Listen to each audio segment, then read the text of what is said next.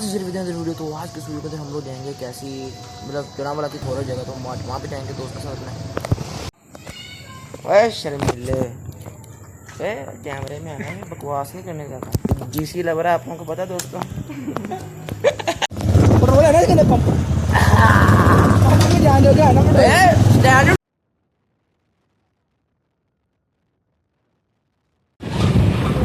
मेरी आ गया होना चाहिए।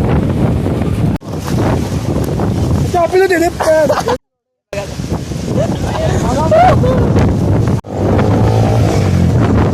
भाई माहौल पूरा खराब हो गया है बात।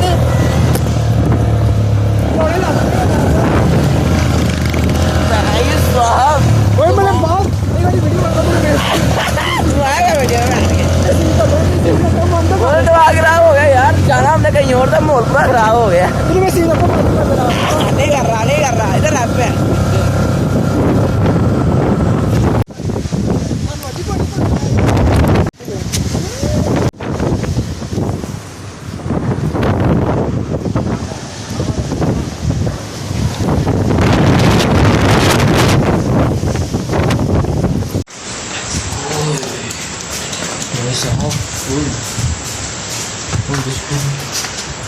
और बारिश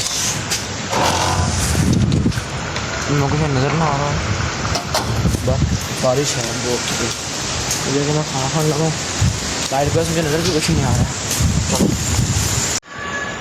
अभी मैं आ गया हूँ वो फुल, अभी आके नहाया है क्योंकि बहुत तूफान वगैरह आया हुआ था।